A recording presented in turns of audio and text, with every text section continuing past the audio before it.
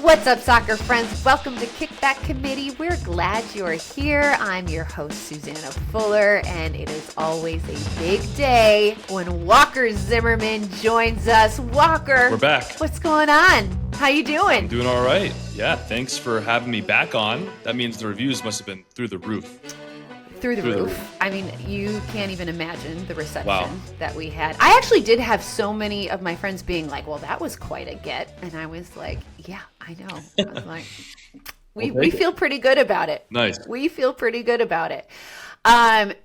So, you know, like we could sit here and talk about MLS and the game at the weekend, but I'm more concerned what's going on in your personal life, Walker.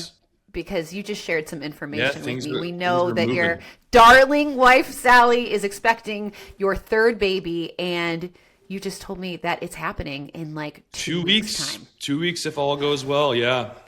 So we are in the home stretch for sure.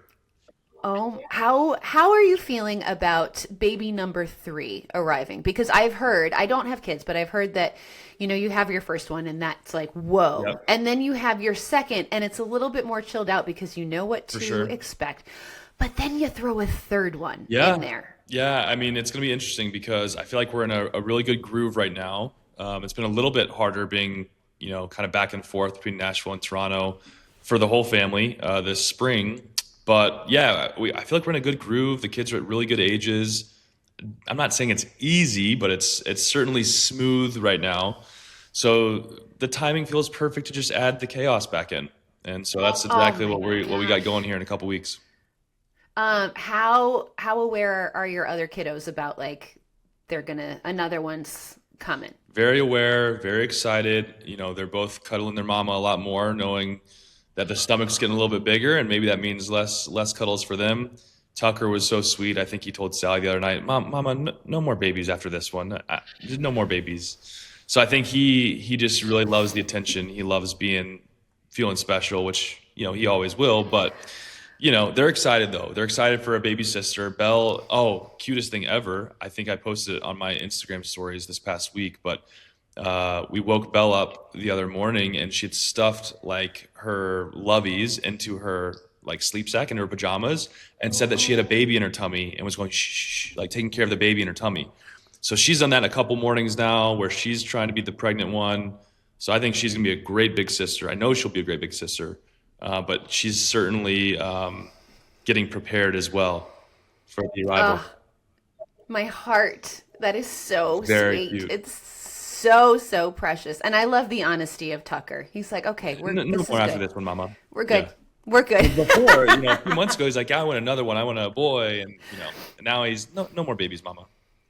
Yeah. I mean, if you ask my older brother, he will tell you my arrival basically ruined his life. So as any older brother would tell their younger sibling. Yeah. 100%. But it sounds like Tucker's got a good head on his shoulders. Yeah. He's going to be mature beyond great. His years. 2 little sisters. He's going to be the protector. It's going to be awesome. Love that dynamic. Oh, that's so exciting. We're so thrilled for you. Yes, thank you. So, yeah, home stretch. Just got a couple more weeks. Then we're at it. A few more weeks, and then we're at it. Love it. Quickly, 1-1 draw at the weekend. Yeah. How'd you feel about it? You guys, with Cincinnati. Yeah, it's typically a good team in this league. They've had a good couple of years, but I think, again, for the second week in a row, nature of the game, you go up a man, up a goal, you want to close it out, and so to give up another stoppage time goal, you look at that as another 2 points lost, and that's 4 points lost on the season for us at home with stoppage time, you know, goals to the other team. So not ideal, but it's not the worst result in the world. You know, it's one that you wish you could have gotten more, but you know, you take it and you move on. I like that attitude. It's early days. There's plenty of time to make up those points, and I like what you guys are doing in Toronto. So, thank you. Trending upwards. Yeah. Also, I just want to give a quick shout out to your phenomenal game-winning goal a few weeks back against Columbus in that 2-1 win, because that was the week after you appeared on Kickback Committee, and we weren't saying it was a Kickback Committee bump, but yes, we were. Well, we'll see what happens this next weekend. Exactly. I mean, the bar has been set. Yeah, I might have to become a weekly podcast member and chase a golden boot down. Amazing. All right, just a little housekeeping. Kickback Committee, part of Kickback Soccer Media. You can find us on all the socials, Blue Sky, Instagram. Also, make sure you check out our other podcasts, Soccer Wise and First Touch Weekly, which is a World Cup podcast. We're also now on SiriusXM, so you can catch us on the SiriusXM app and on SiriusXM FC 157. We've got a really, really fun episode in store today. We're going to hit on some of the big sort of intriguing stories that we've been seeing in the soccer world, including glass ceilings being broken in Germany, which is very cool, and a few MLS coaching carousels that are starting to gain some momentum. U.S. Open Cup round of 32 kicks off this week. I caught up with the owner of One Knox, Drew McKenna, ahead of their big matchup on Wednesday against DC United. So we'll hear that conversation. We've got second legs of Champions League quarterfinals happening this week. We're going to look at a couple of these ties. We're going to do a vibe check, basically. Like, who do we think is most likely to advance based solely on vibes? Great. Not really performance, just vibes. I love it. Because I think it matters. It does. I'm a vibes girl. We've got 59 days as we're recording this, Walker, until the World Cup. So we decided we're going to look back at some of the most iconic World Cup hairstyles that we've seen. And we're going to have you blind rank them because you are. I've been through it. Soccer hair is something you seem to be well versed in. I have celebrated your many looks and evolution over the years, and so I feel like you're the perfect person to do this with and have this conversation with. Good. I'm so glad. And of course, Walker Zimmerman's on the show, which means we are going to talk about Survivor. Oh, yes. And boy, do I have thoughts, and I'm sure you do too. Can't wait. So I can't wait. Can't wait for that. All right, let's kick it off.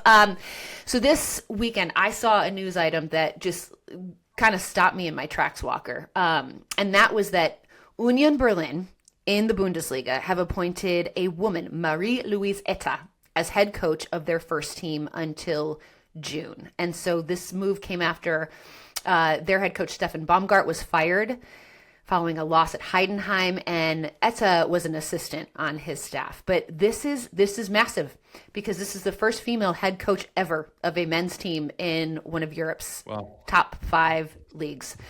Which it just feels like a moment. And I know that we've seen the glass ceilings kind of being chipped away at a bit, certainly in the soccer world, but a head coaching position in the Bundesliga just feels incredibly massive. I know that you are somebody that you're surrounded by strong women. Sally, your mom, like you have these really, really incredible pillars for sure in the female world that have shaped you. So when you hear news like this, especially being a professional soccer player, what's your reaction? I think it's amazing. I think especially when you look at coaching, and we've seen now like with the NFL, they're making videos like, oh, now the assistant coaches and positional coaches. And like, that's one thing. Taking on a head coaching job in a top 5 league, it's unbelievable. And you think about soccer too. It's like, of course, like you can have brilliant minds. I think of my few interactions with Emma Hayes and her personality and the way that she seems to understand her team, both on and off the field, just seems so perfect for our women's team. It's amazing. So I'm definitely gonna have my eye on them when otherwise I wouldn't have. But yeah, what a great opportunity to have some success there for a couple months. It really is. Like I said, I was floored when I heard it, and it just, like I said, such a moment. You mentioned Emma Hayes, who I think is truly phenomenal, and she's one where I was like, she could handle totally coaching a men's team. Totally. Like, no problem. That woman demands and commands respect. Have you ever had a female coach in any kind of capacity? I have not. Definitely not in the professional environment. Not in college. So yeah, no, I have not. Which I would love the opportunity to. I mean, even speaking with Emma, like we had a couple press things earlier around the Olympics, and I got to talk with her, and I just think that her balance of like how she's connecting with players, like you mentioned, she's super demanding. She can be tough, hard loving, but then also you look at, even I know the goal that went viral with Trinity Rodman and they do the whole dance on the sideline, but you watch the way that she reacts to her players doing something well, and it's just, she's so proud, like genuinely so proud, and that means that there's a connection that's personal between the coach and the player. So it's been really fun to watch, and I love rooting for our women's team. I know they had a big win there against Japan. So shout out to Rose and Lindsay, two of my faves. Let's go, keeping it going. Big Rose Lavelle fan over here. Oh yeah, so very excited for them and what they're doing. But yeah, great for Union Berlin. Gonna be fun to watch. How do you think it would be received in Major League Soccer if a woman came into the fray overall? Do you feel like they, obviously, there are challenges with any job, and like I've encountered it, being a woman in a male dominated industry, less and less, I will say, through the years. But how, I guess, what do you think that would look like in terms of just like a reception from a team? Like, I think would guys honestly be on edge? Here's the honest reality of it is, I think that having it be from someone who's been with the team and in that environment is going to be more helpful to that transition. So obviously her being an assistant coach prior, getting to know the players, I think there's a trust factor that gets built up where, whether we like it or not, there's like, it's the same way with men's coaches who come up from an assistant to a head coach. Like, having seen someone work in an environment, I know that they have a great mind, they have great drills, training exercises, the way that they see the game, can make subs on the fly. Like, you want to see that from any coach that you have. So I think as long as there's been a rapport of like trust that's built up with respecting, like, totally earn the position through their mind, their work ethic, their connection to players, no problem. I think that is such a good point. And I do think that, we've seen the roles of women increase in size within the soccer space, as you mentioned, like referees and the training staffs. So do you feel like within, let's just say, like 5 years time, we could potentially see, at the very least, like a female assistant coach on a Major League Soccer team? For sure. I think that's the first step, is obviously, do they become a head academy coach at the 16s, 18s? Then they work into the first team and they start, some like second teams, whether it's, affiliated or not affiliated. I think that's for sure the next step. And then, I wouldn't be surprised at all in the next couple of years, even next year or two, seeing some assistant coaches. And then that's exactly how you build that trust, because you're going to have like any coach that's hired in MLS at this point in time in the league, you got to have a track record of something to be a head coach in this league. And so can we get, that started with assistant coach roles? For sure. Yeah, I think so too. And I think, as a woman, especially early in my career, like I always felt like I had to work 5 times as hard as my male counterparts to prove yourself, earn respect from the fans that are listening to what do you you're even saying. Know what you're talking about? Exactly. And so, like, you had to squash that narrative pretty quickly. And it was tough to navigate sometimes, because you're like, man, like, cut me some slack here, or like I'm working, like, this is, yes, I know what I'm talking about. And like I said, it's become less and less, but I do think that as a whole, to that point though too, I think super unfair, right? That you're gonna have to go through some extra hoops, but then at the same time, once you do get to that point, then it's even more in your own internally, like, not only did I earn this, but like I did this, and this to earn this. And then from the fans' point of view, it's like, she's done this, and this. Like, what are we talking about? Like, so, while it's unfair, maybe the amount of things that you have to go through, there should be so much like pride in recognizing, okay, well, now what? Like, I've done more and I'm here. So. Yeah, I totally agree. And I think that it ultimately does.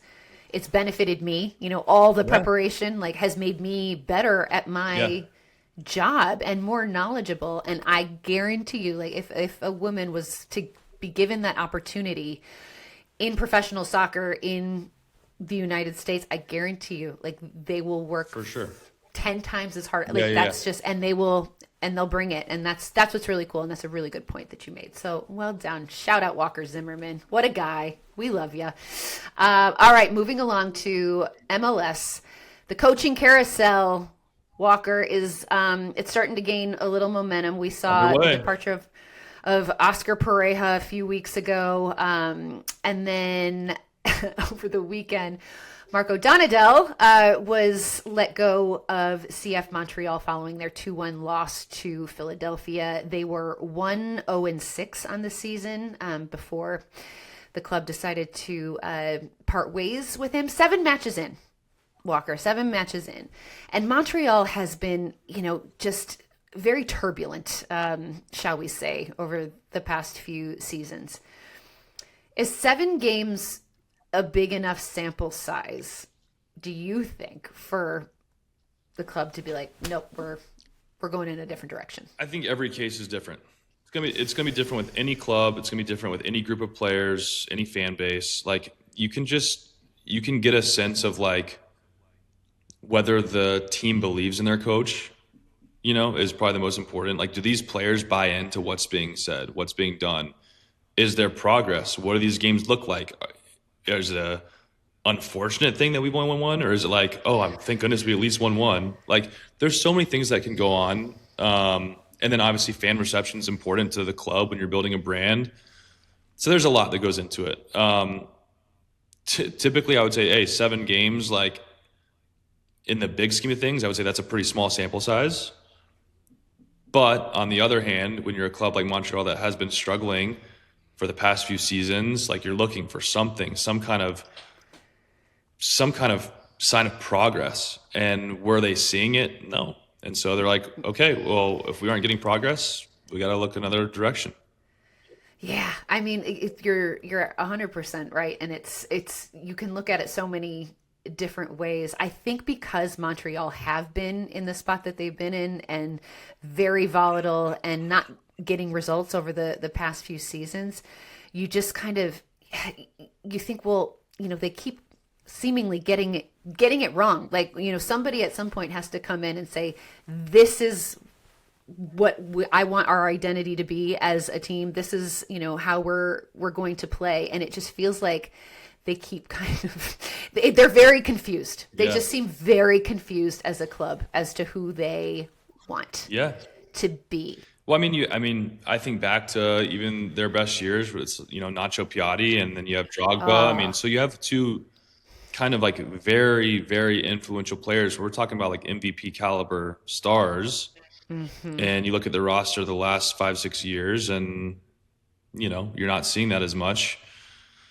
So I don't know if it's a reset on the makeup of the roster and how you want to build it, but certainly they're going to be looking to figure that out. Man, I haven't thought about Nacho Piatti in a long time, but man, he was one of my favorite players to watch. Yeah. Did you play against him? Yeah. Times. Oh, jeez. Yeah, he was special, man.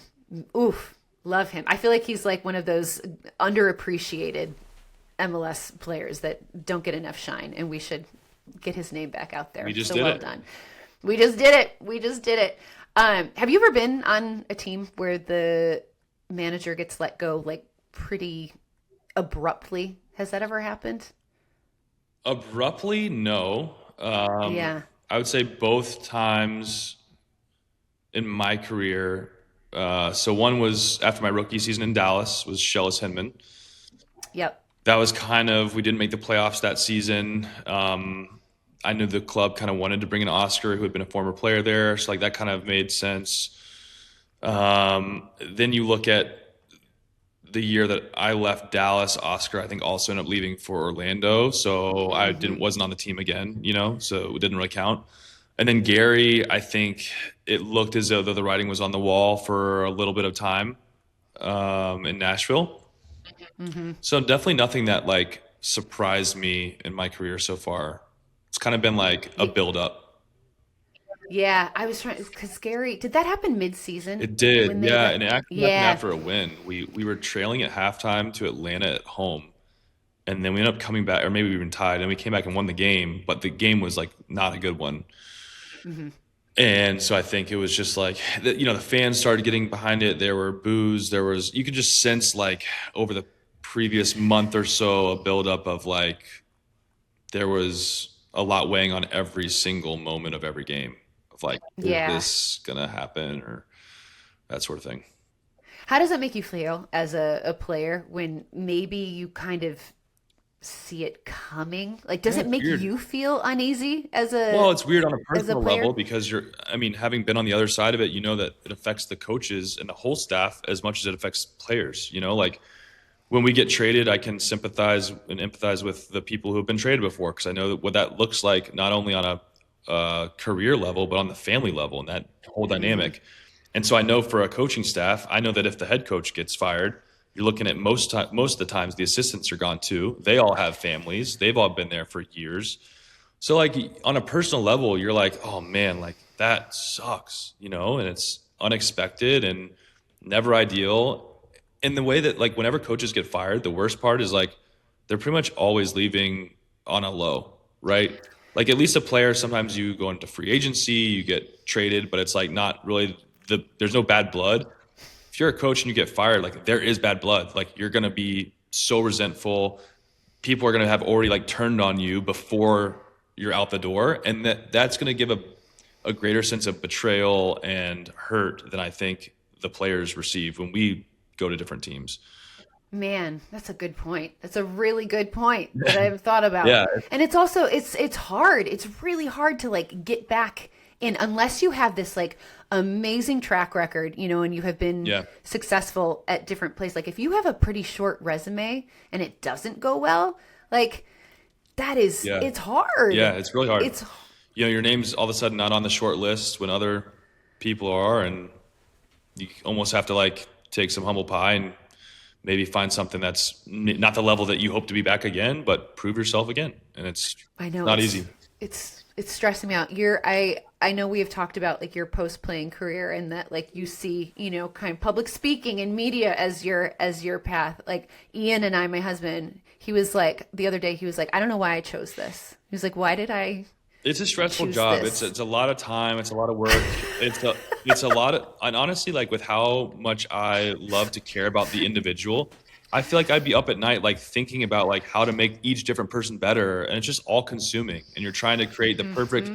drill or program or word of advice for each player on your team while still trying to manage the scouting of the other team. I mean, it's so much work. And it's all All results results. Yeah. driven. So like if it does go poorly, then your job is in danger and it's just it's like I'm It's a like, how can you babe, we just and then gotta even here's the big kicker. Even if you do well, if you go into coaching, you're gonna want to attack that in the same way that you are as a player or as a job where like I want to coach at the highest level that I can.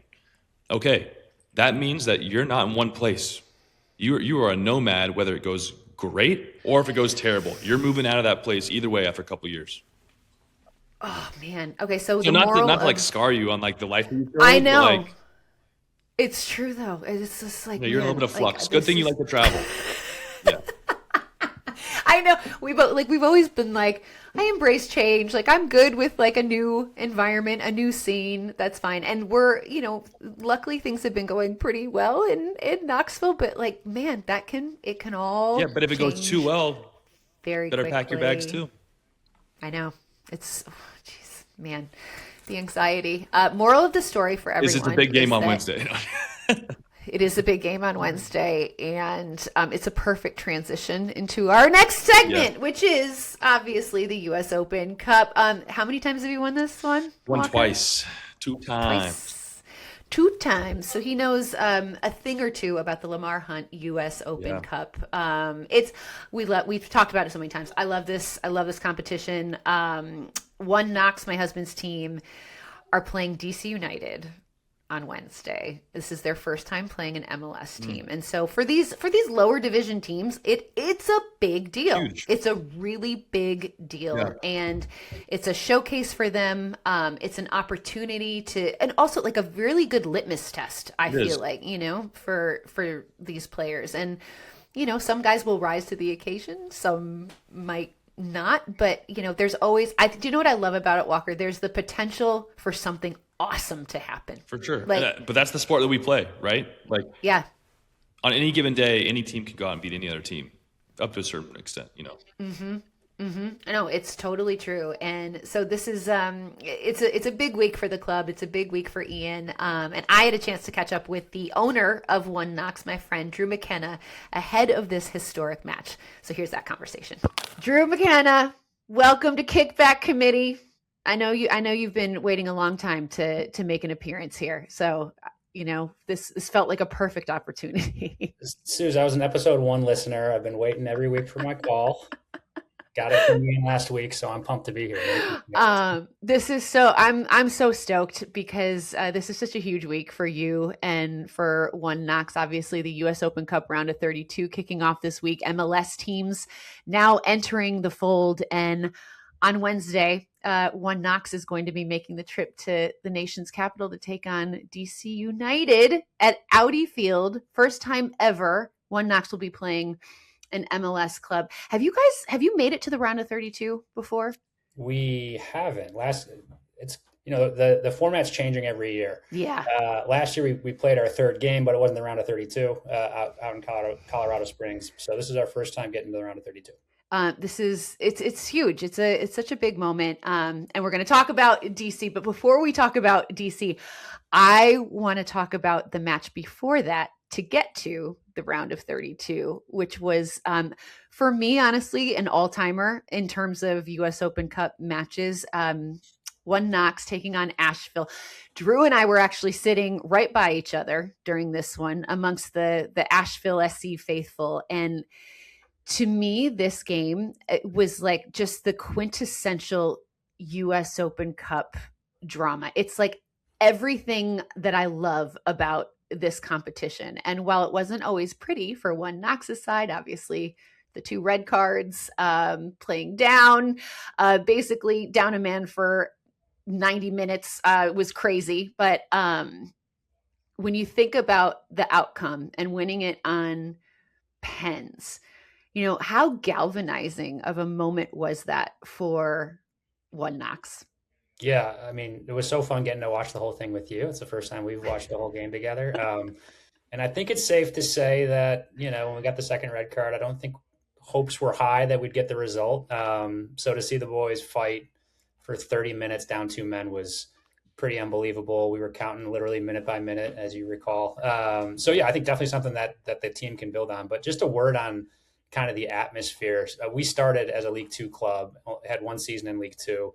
And like we're very happy with where we are now. Last season was incredible with winning the title, but we've always like kind of yearned for the days gone by. Like there's something so romantic about, you know, those environments and those places that you can't capture as you grow. And it felt like those nights. So even though we're going to DC and that's going to be an unbelievable experience on its own, it's like you'll remember both for different reasons, and one's not better than the other. They're both just like so special. I couldn't agree more. And I have to give a massive shout out to the Asheville SC fans who showed up. I mean, it was such a, I mean, and honestly, Drew, I didn't know that it was a rivalry match. I didn't realize that Asheville was your very first opponent, and the smoky boot was a thing. And so you felt that, you know, like they showed up, and even around the whole perimeter of the field, fans were like, I mean, they were like 5 people deep watching this.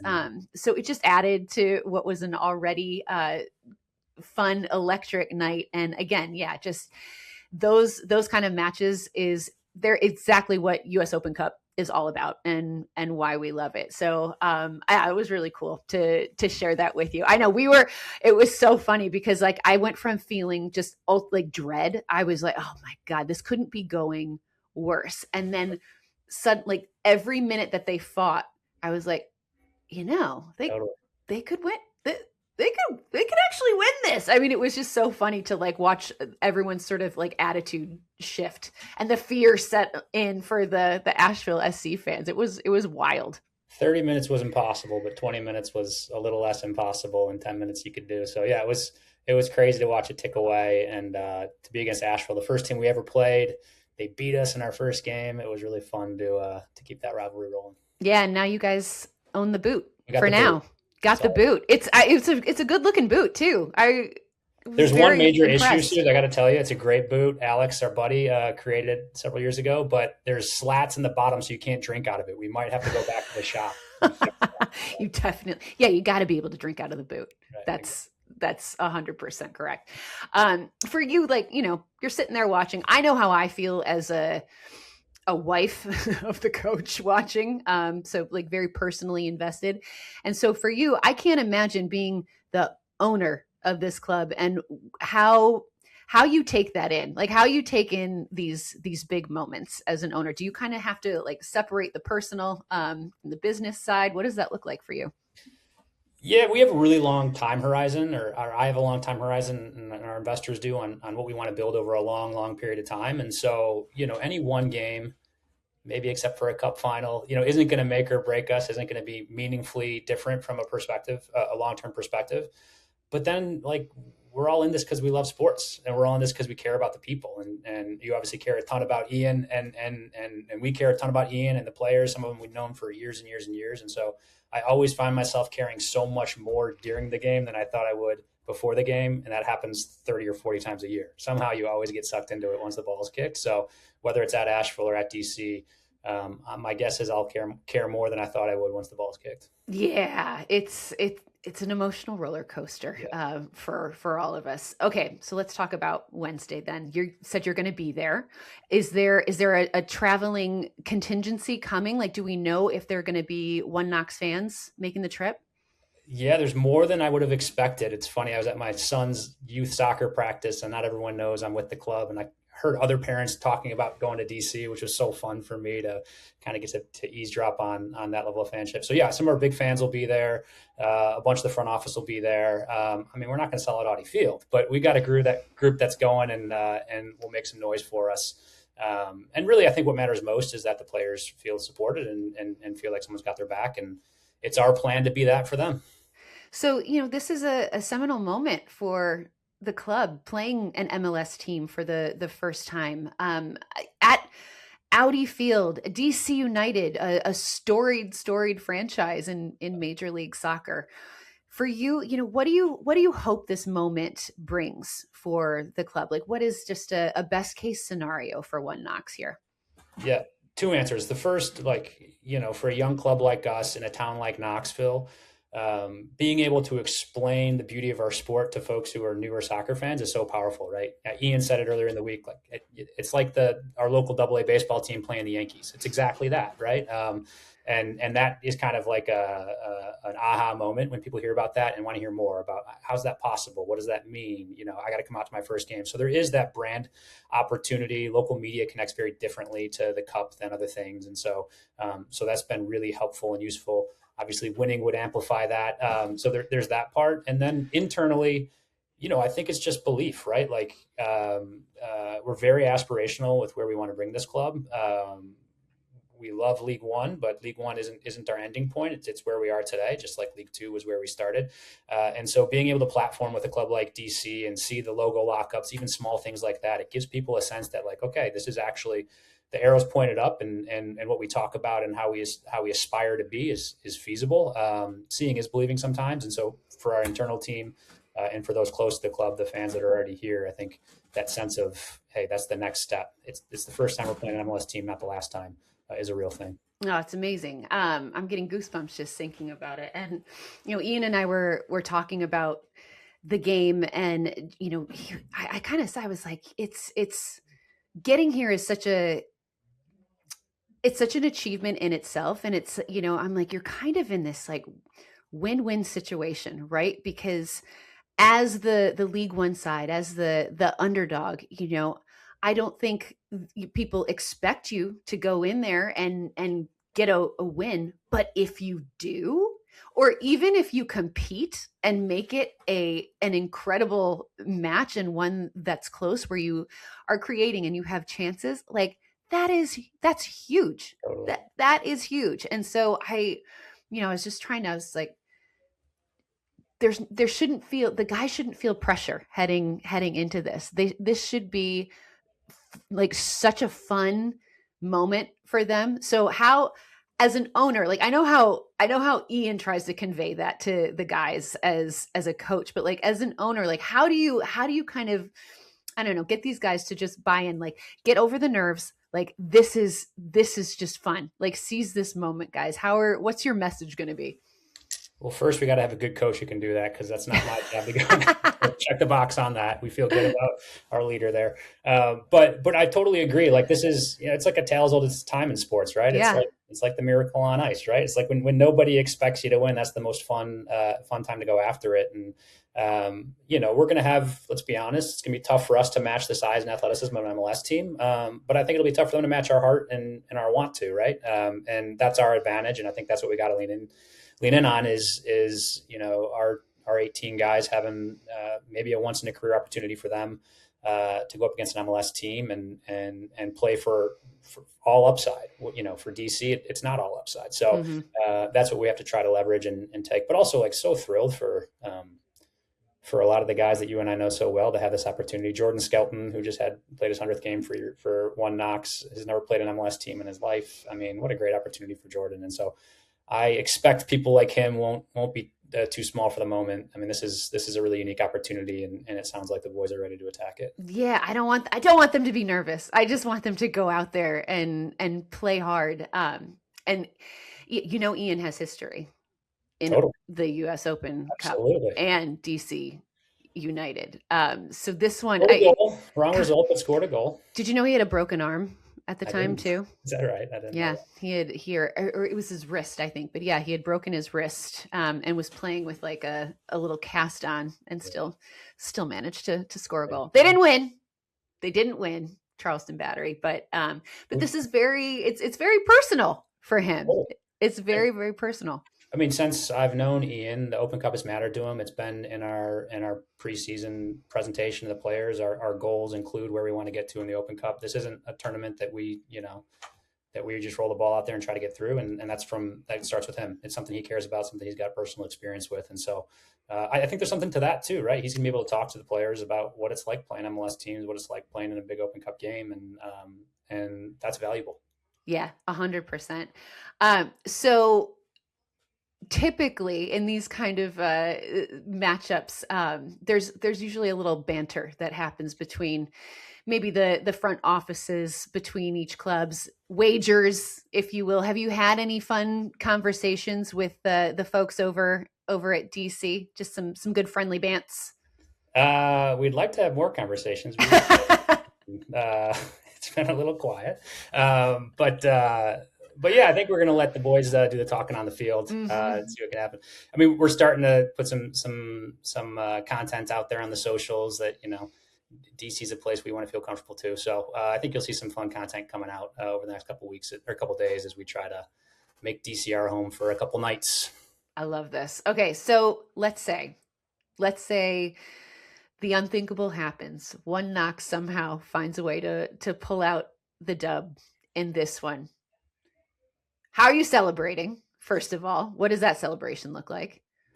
Well, the boys go again on Saturday, so I'm not sure if I'm going drinking. I might be alone. I'm not sure. Coach Fuller and the crew are going to be out there, but I'm sure we'll enjoy the moment. I mean, it would, like you said, unlikely but not unfathomable. And so I'm sure there's a spot or two in Navy Yard that we can find to enjoy ourselves. Maybe get some fresh seafood that you can't always find in Knoxville. There you go. But again, like, they're coming, they played on Saturday, they play the next Saturday. So somehow we're going to have to find a way to live our normal lives, even if we're able to pull off a huge cup set. Yeah, 100%. So what would it take, Drew? How cool would it be to host a US Open Cup match against an MLS side? And what would that do for the club? I mean, that's in the back of my mind. Yeah. This week, if this were in Knoxville, it's meaning for clubs like us. It's super meaningful from just a baseline business perspective. But from a culture building perspective, it would probably not the same as winning it last year, but not far off. I mean, to bring a Big Five team into Knoxville for the first time ever would be huge. For us, our phase of life currently, not all stadium decisions are our own. We hope to change that over time. And so it would take some good teamwork and some good support from our local friends. But I think it's possible, if not this year, soon. I mean, this is the first time we've gotten to this round. If this format stays from a U.S. Open Cup perspective, I think we could expect to be playing an Open Cup or an MLS team at least every other year. I mean, it's possible for us to get to this point. And so the stars have to align at some point. We've got to get a club here to play us on our turf. And I think Knoxville would show out for that. 100% agree with that one too. I feel like they need to change this format so that the lower division teams, they have to give them some kind of advantage, right? Like, wouldn't that make more sense? No, I agree. And why? Like, One Knox should host. Like, DC, whatever. Like, also, this is the boring side of it, but for every lower league team, it is super meaningful business. You know what I mean? From the federation's perspective, I know.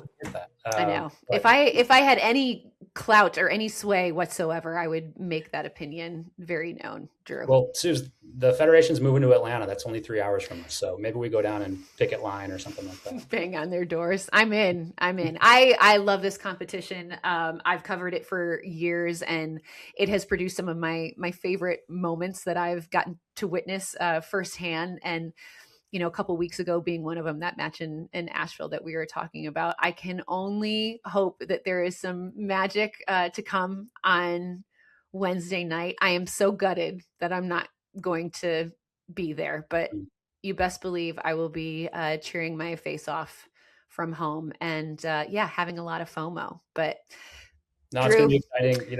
It's one thing. Everything we've said about how great it is to be there is true, but we're going to fly to DC. We might as well compete and try to win, right? 100% agree. Drew, thank you so much for taking the time. Good luck on Wednesday.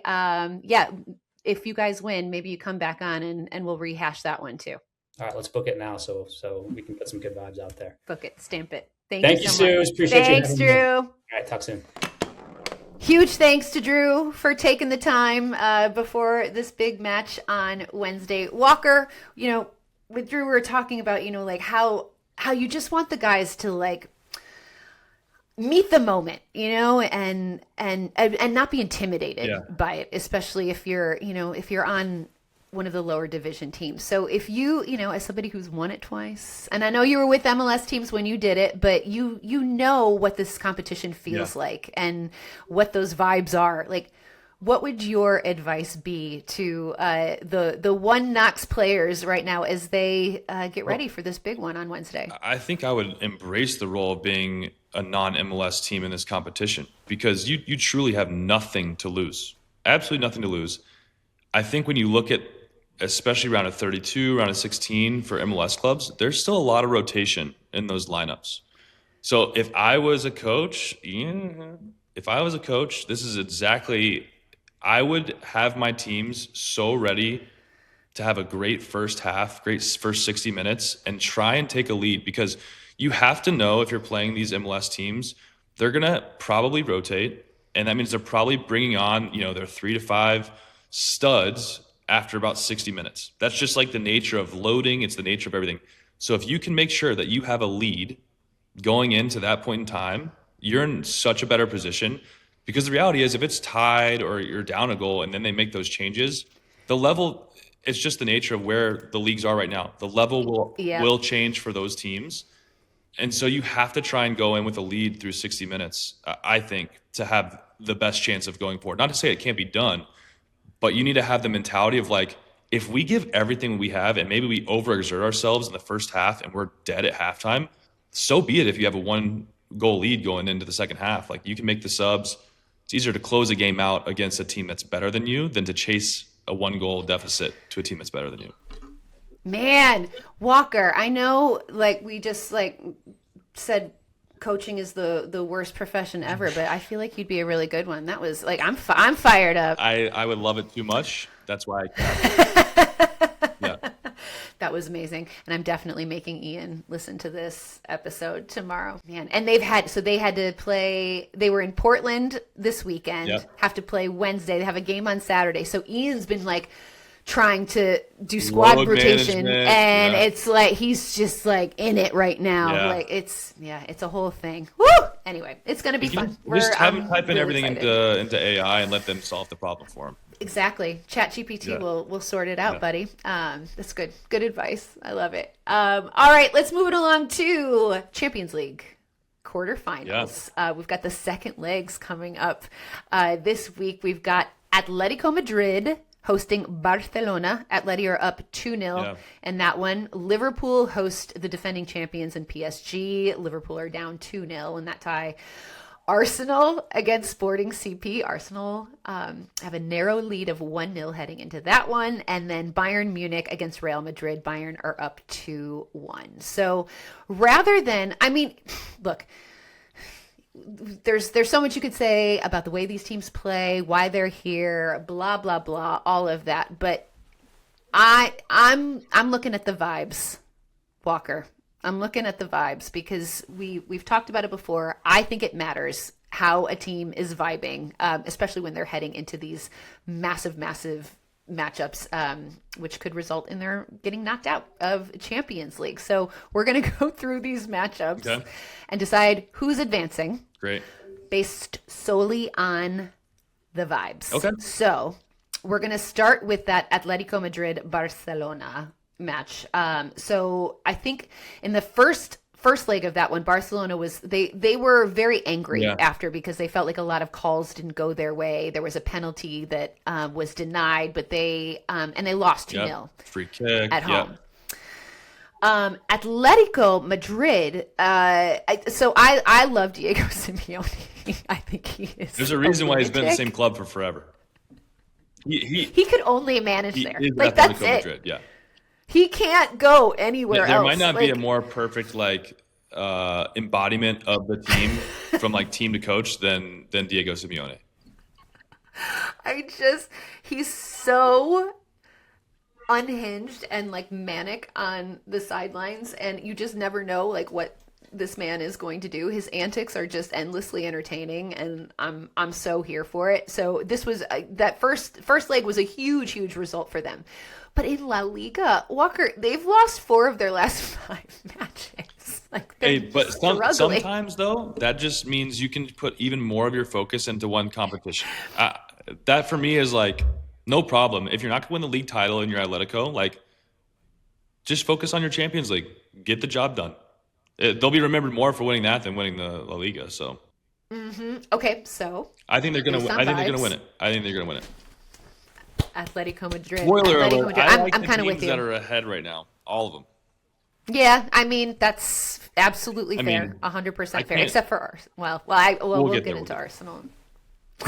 Okay, Liverpool, PSG. You're in trouble. Yeah, I know, big time. And the deficit. I mean, it's I hated that first leg. I hated the way they played. Yeah. I hated the way Arne Slot set them up. We don't bunker down. That's not Liverpool. That's never been the way they play. Well, that bodes the question: is it the same Liverpool that you're used to? I don't know.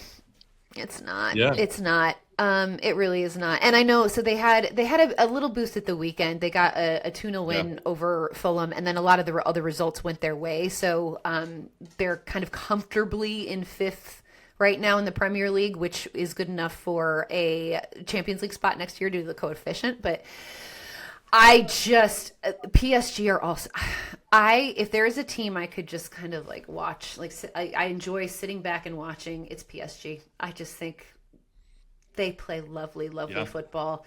Their vibes seem really good, Walker. And as much as I would love to see Liverpool fight, especially at home at Anfield, that's a tough one. I'm giving the vibes to PSG. I agree. Yeah, that hurt. I didn't like the way that felt coming out of my mouth, but It's I'm a truthful person, and sometimes that hurts. Yeah. So yeah, PSG with the vibes. I think they could win it all. I actually I think they could go back to back. I mean, they got to be the favorite at this point. Now that Real Madrid's down, although Bayern looks really good. I was gonna say Bayern's won. It looks really good.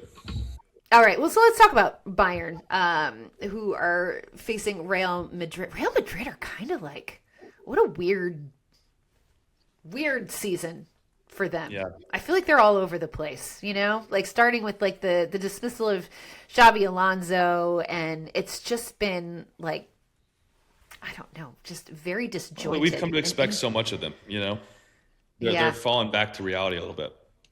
Mm-hmm. I mean, yeah.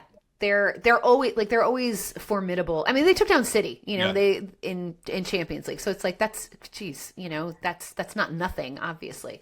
But it just feels like there's an edge and a swagger that they typically have had that just doesn't seem to be there right now. And I'm sure they'll get it back because they're Real Madrid, but it does feel like it's just kind of an off year for them. It certainly doesn't feel like the year that they're going to win Champions League.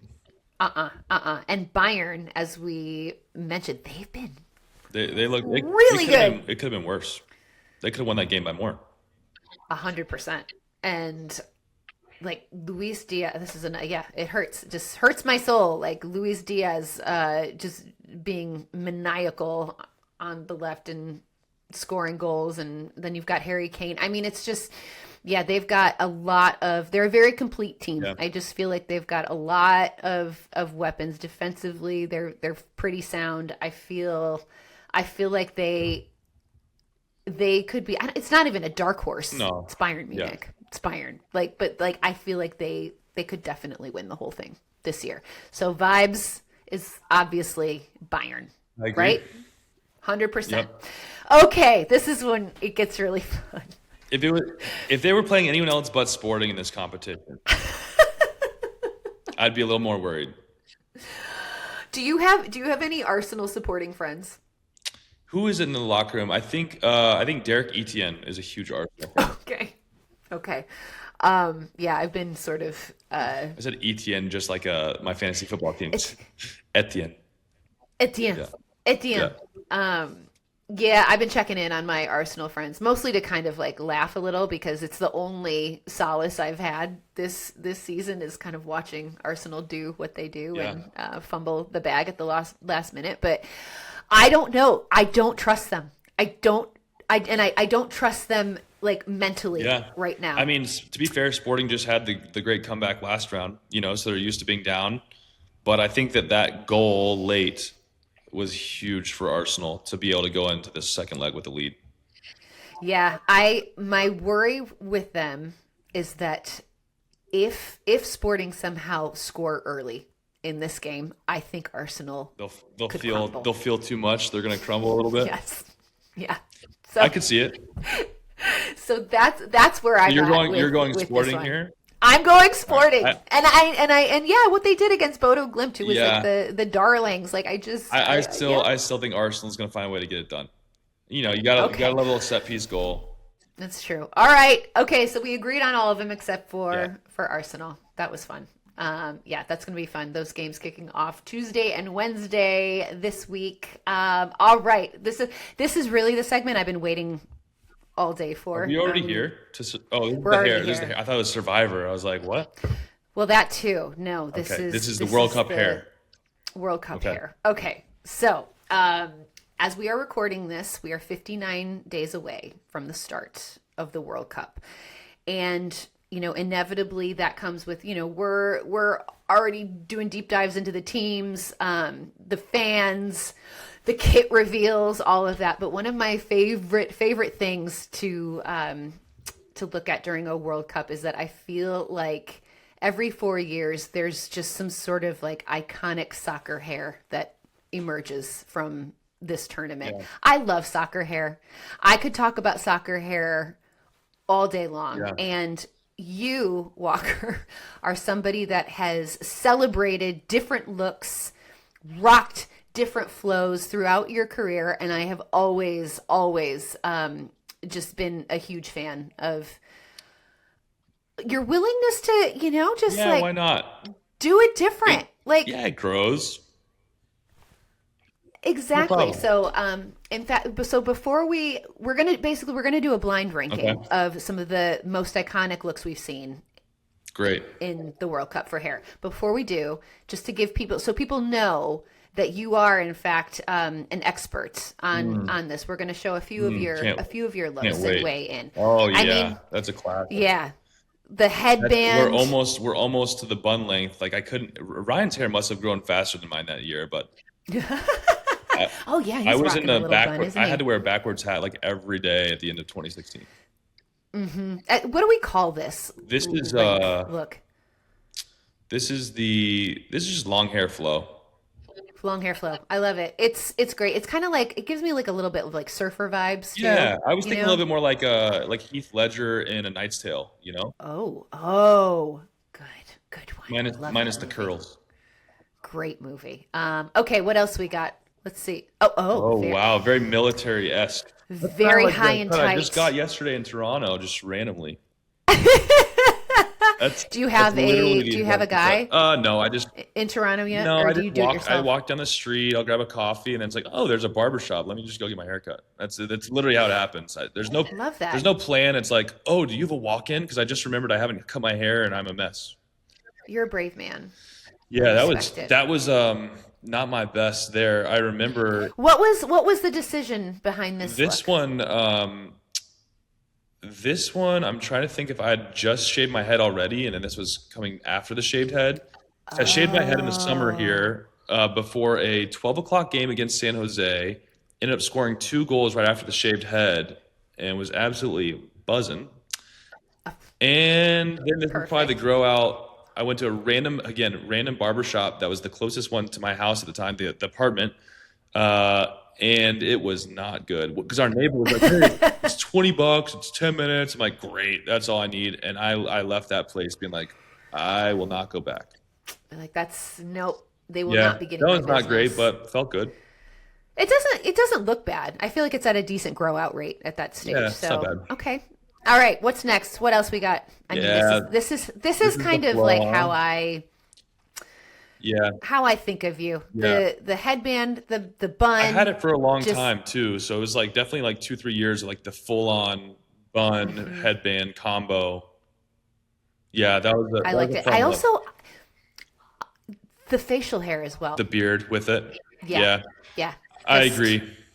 Love it. I feel like it's iconic. It's like, it's just, that's everything I want in my center back right there. Mm-hmm. It's a great look. Okay, what else we got, Douglas? Yeah. Oh, that's the shaved head. Shaved head. That was right after. Wow. Yeah. Man, you look like a different person. I really do. It's crazy. I mean, you're pulling it off. You've got a great shaped head. Thank you. Which is half the battle. You never really know until you do it the first time. You know what I mean? I mean, it could be a disaster. Yeah. An absolute disaster. All right. Do we have any more, Douglas? Look at that. This one. Look at that. Yeah. This is recent. It's nice. This is good. You know what? There's some variety within those options. I was going to say a little styling wax. You could really. You know what one you didn't have on there? The half up, half down for 2020, maybe beginning of 2021 in Nashville, where I had a little bun and then down while I played in the back. It was only a couple months because it wasn't quite long enough for like the full bun. We're gonna have to scour. It was like a little mini bun with hair down. That was kind of crazy. A little mini bun. Yeah. Oh man. Okay, I'm gonna find that one. We'll roll it back at some point. But yeah, these are Walker. These are tremendous. It's a good variety. It is a great variety. I lived my life. And be proud of it. Okay, so are you ready to do a little blind ranking? Yes. I see these on Instagram all the time for random things, and I'm like, I've never really done one of those. So this is honestly, I think it's my first blind ranking of anything. Okay, so basically how this works, you know how it works. Like we pull up the picture and then, you kind of, and I think we have 10, correct, even Douglas? Even better. I think we have, I think we've got I'm 10 photos. This. I love this. Yes, 10. Okay. Let's show our first one. I mean, that's... Okay, so this is Pirlo. That's... 2006. It's solid. Uh-huh. Iconic. I mean, he was iconic for his long hair. I like in the blind ranking, I'm going to put this right at 5 because I think I can go either way from here. I think that's safe. I 100% agree because I also don't know how iconic we're talking about with this list, you know? I know. Well, is this 10 random or is this like just I mean, the best of the best? Were, you know? I picked some good ones. All right. Well, I'll keep number 5 then. But I like this. I like this placement. Okay. So Pirlo at 5. Next up.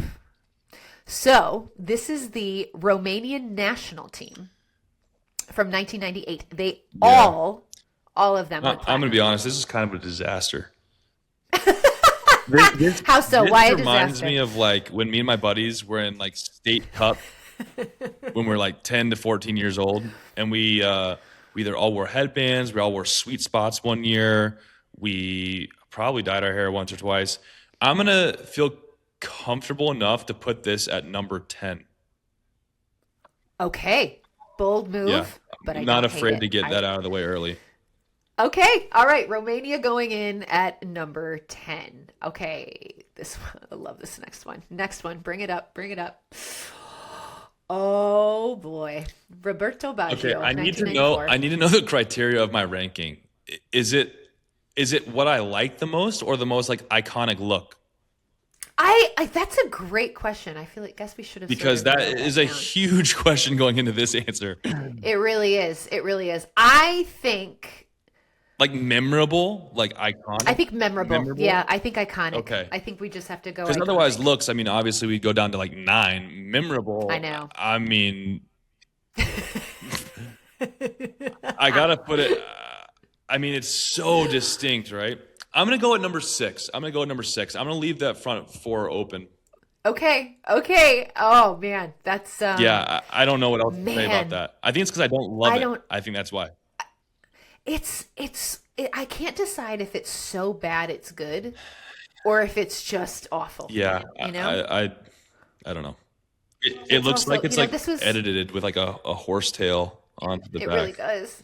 This was also 1994. That's true. So like I feel like, you know. Yeah.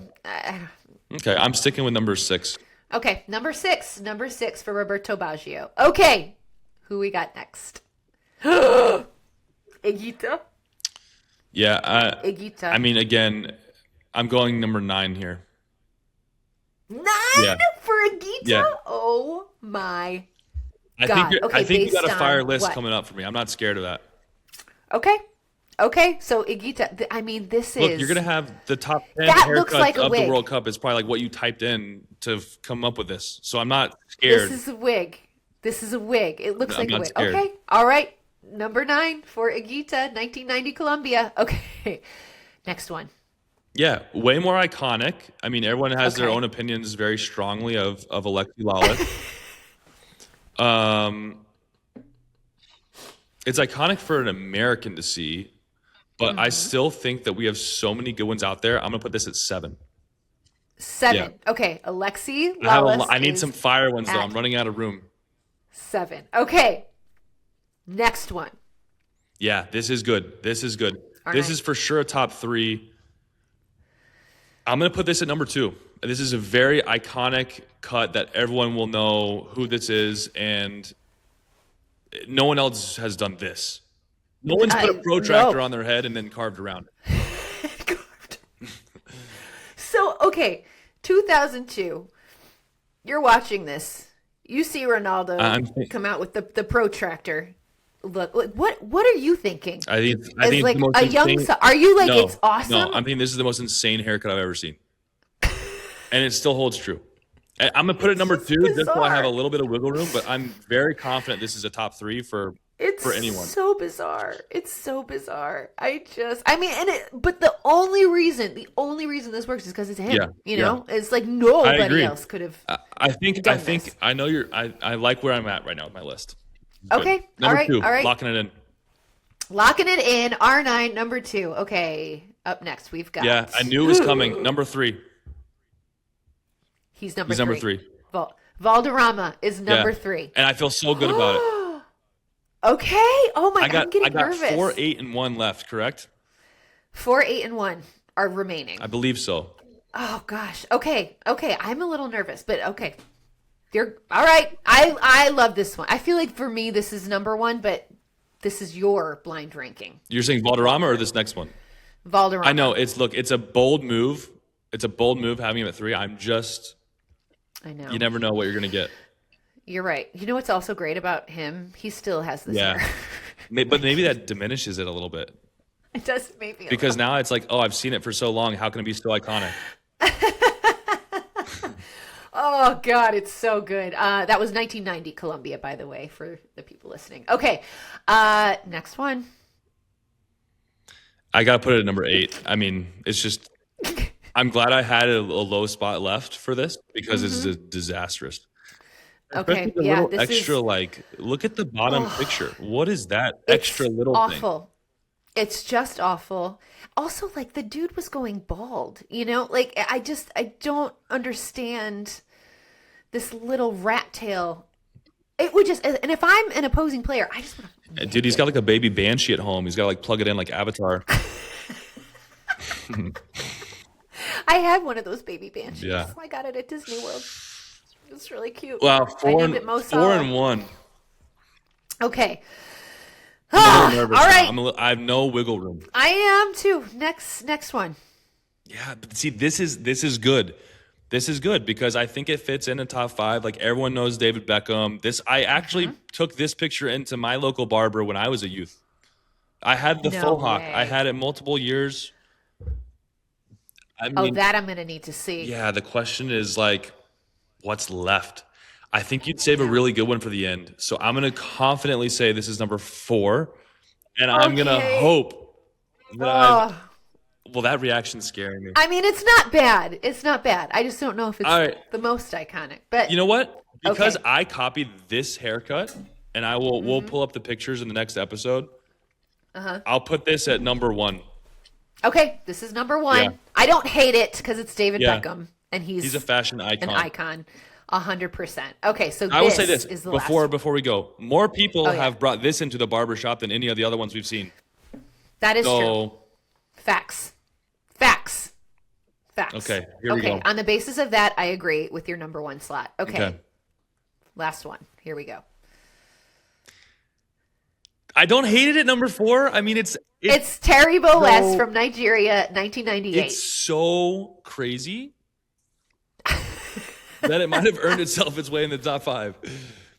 Think about it. Is this more iconic than Pirlo? Like, yeah, and that was my middle. Yeah, that was my middle. Right. This is, for me to get that color of green, I just can't fathom that being the first take on the die.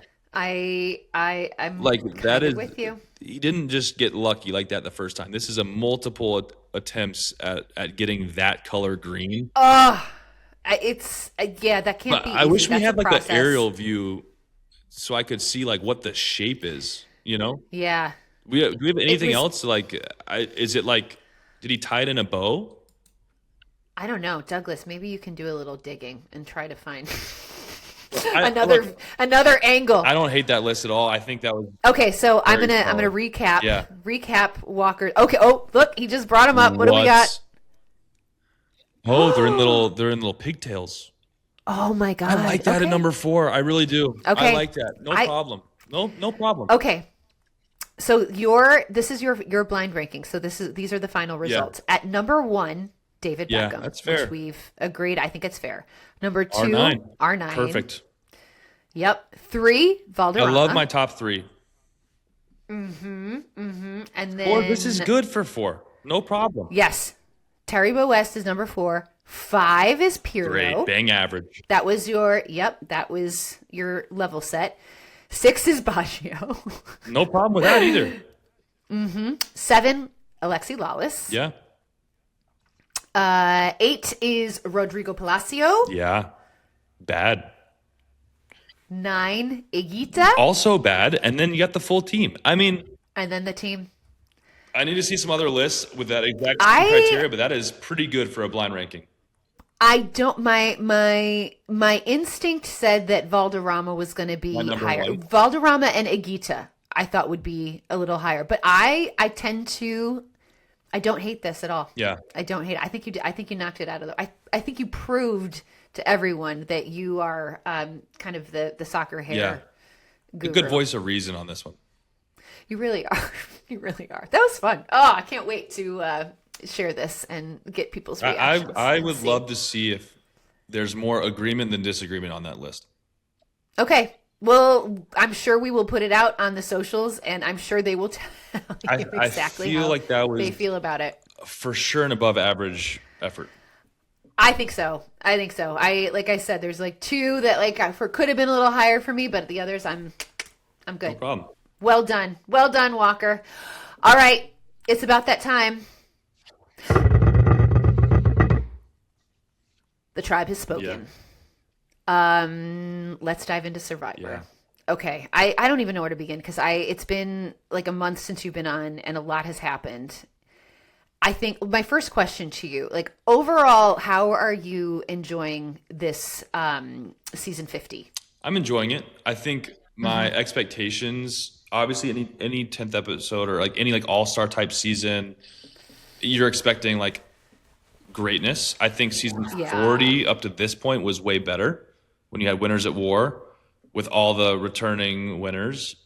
Because of the all-star cast, I'm expecting a little bit more. And it's not to say that the way you determine a good Survivor season or not is going to come down to the last like 5 episodes anyways, 4 episodes. Yeah. So verdict's still out, but I want to see some more stuff. I want to see some more chaos. I want to see some more trickery. I agree. It's been okay. Can we talk about the Billie Eilish Boomerang? Yeah. I don't like it. I don't think Walker. They won't bring it back. I don't think it's serving its purpose. Like an idol, the whole, and everyone knows that everyone has the idols, right. And so that defeats the purpose of having an idol. Yeah. And so they're kind of a moot point this season, which is annoying. I know, because that's part of it. Such a big role. I also don't love I get that for any season of Survivor, there's going to be an aspect of randomness and luck. But when you have this much talent in a season, you don't want to have someone go just because of a draw. Exactly. Which is tough because then you can always argue, oh, if you were better networked, then maybe you would never be in the minority of a group. But that's hard. You're already split up on different tribes for so many days that it's natural that if you're on a tribe, if you draw rocks and you're on a team where there's 3 of another and 2 for you, that stinks. I feel like too, and it was a couple weeks ago, that blood moon. Yeah. The triple elimination.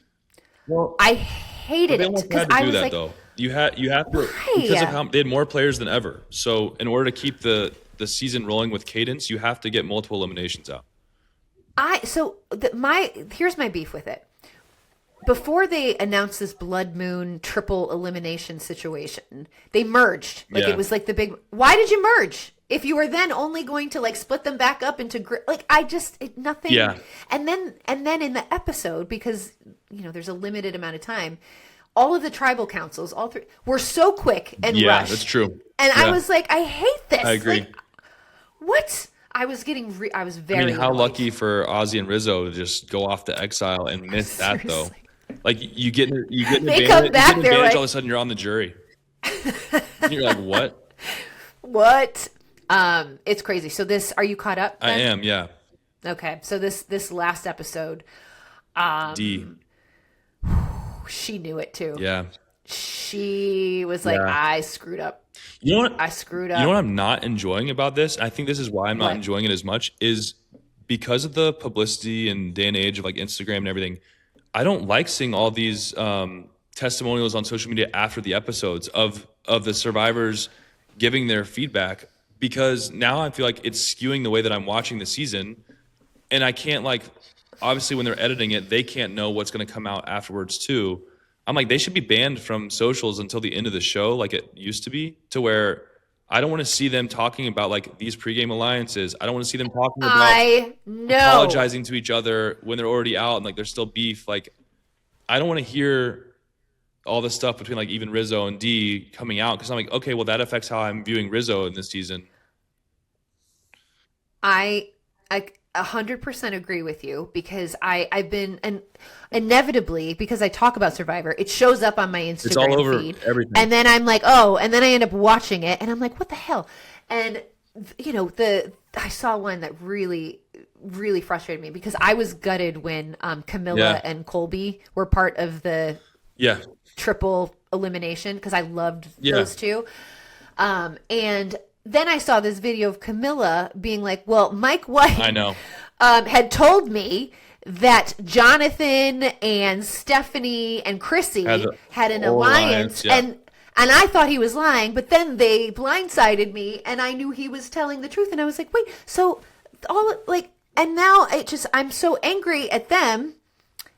And because I have this like to your point, like this like context now that I wish I didn't, because I just want to watch. I just want to watch it with fresh eyes. Form that old school alliance. No, we haven't seen the behind the scenes of all these alliances that are now apparently going on, and we haven't seen it in the show yet.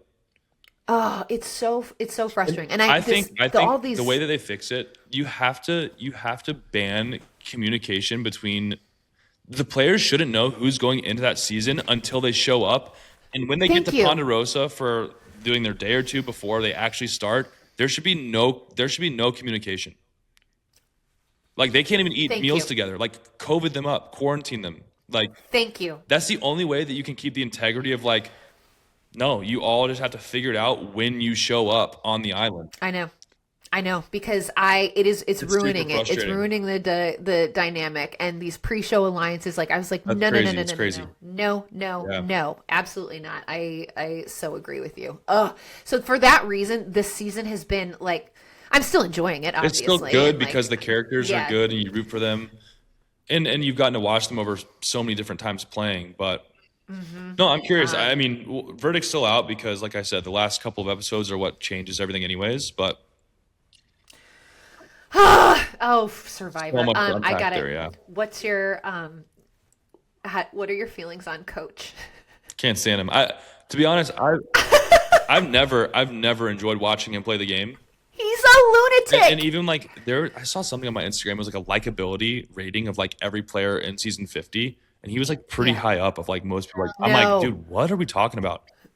What are we talking about? I cannot stand. And this is so funny because, like, heaven forbid that any of these contestants ever come and watch the Kickback Committee podcast, because it's like, I don't want it to feel personal, but like, dude, Emily is making me so mad. Oh God.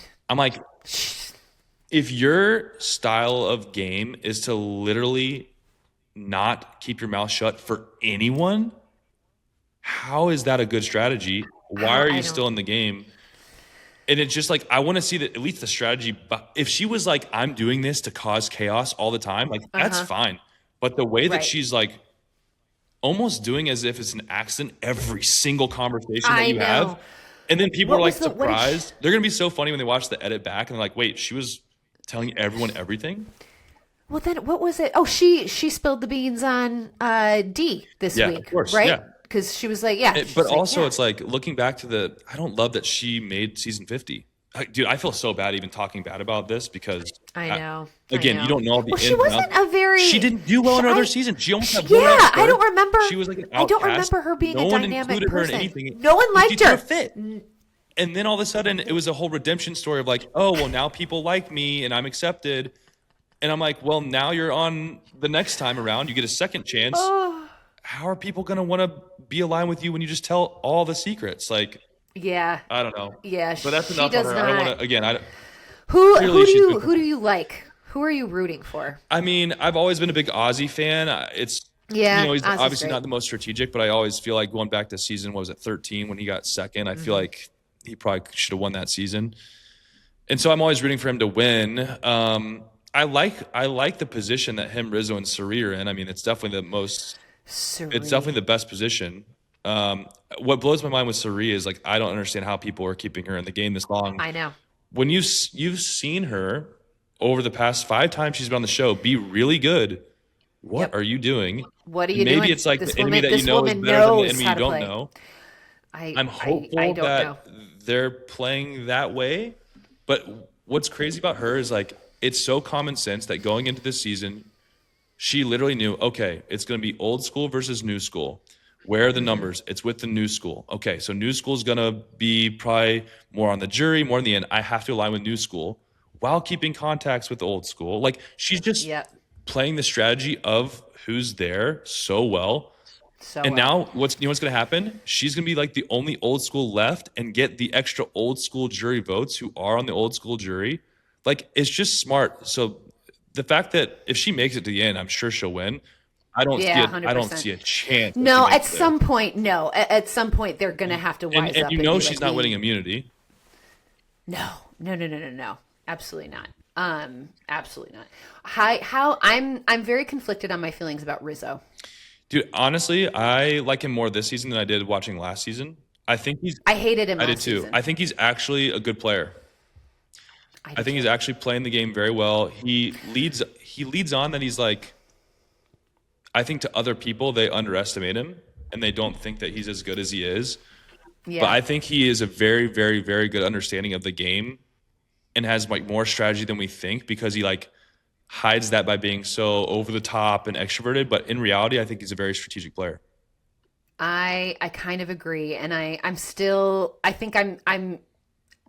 getting over my feelings for him from last season. Yeah. And so I'm like, oh, am I shifting? Do I actually like Rizzo? I do respect the way he's playing. I like that he's playing. Yeah. He's playing the game. He's playing with confidence. He's like, I want to go down as a Survivor GOAT, like legend. I'm like, okay, great. Like, fair. You've played really well. Oh, man. Oh, God. Walker, I'm so glad you watched Survivor. Yeah. I'm curious to see what happens this episode, because I feel like there's going to be some lines drawn in the sand, as they always say. Lines drawn in the sand. Hey, you know who I like right now? I'm always rooted for Stephanie, man. She's just a likable contestant. She is she's a badass. Yeah, she can win challenges. No one wants to vote out Stephanie. I think she is positioned very well. Yeah. And she's a threat to win immunity. I know. And clearly, so there's not very many challenge beasts left. I could see her. Who's a tour? So Colby's gone. Jonathan, Ozzy, and that guy's a freak. So it's all old. And then who's the firefighter guy? Joe. Yeah, I don't really view him as much of a challenge beast, though. He's kind of like They haven't really shown him a lot. Yeah, maybe that's it. He's getting a bad edit. Dude, did you see all the drama about the edits though too? No. So many of the girls, they were so upset with the lack of female edits in the first 2 or 3 episodes. Really? Because there was Aubrey, Tiffany. They're they haven't even been shown. Camilla. So there's a whole thing of Camilla and Tiffany and Aubrey being or Genevieve also saying we aren't even being shown. Okay. So I don't know. Interesting. I guess I didn't really notice that. I did notice. I hate, one of the reasons I despise Coach is because of his little 4 horsemen club. I'm it's just such a broy I can't. Oh, I just cannot. I cannot with him. And so I'm nice of you to include any women in your little. But you know what's funny is I would like to think, when we're watching all this, I would like to think that the people who are playing the game know 100% that these personalities of a guy like Coach will never win, and that's the only reason why they're choosing to then vote D out instead. They're using him as he's not going to win, might as well keep him around. Well, I mean, based on the amount of eye rolls that he's been getting when he starts doing his haikus. Yeah. Oh God, drives me nuts. Amazing, Walker. That's another episode in the book. How do you feel? I feel good. I feel like a month from now, that means we have 4 more Survivor episodes. So we should be nearing the finale at that point. Exciting. I very much look forward to it. Thank you so much, as always, for taking the time. You got it. If we don't see you before Bebe is born, congratulations. Thank you. I hope everything goes so well. Yeah. Give our love to Sally and the kiddos, and we'll be thinking about you. I can't wait to see some photos on the gram.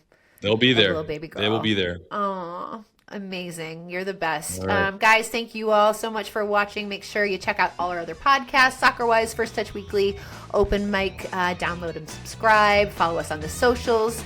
Find us on SiriusXM. And most importantly, tell your soccer loving friends. Thanks again, everybody. Have a great week. We'll see you next time.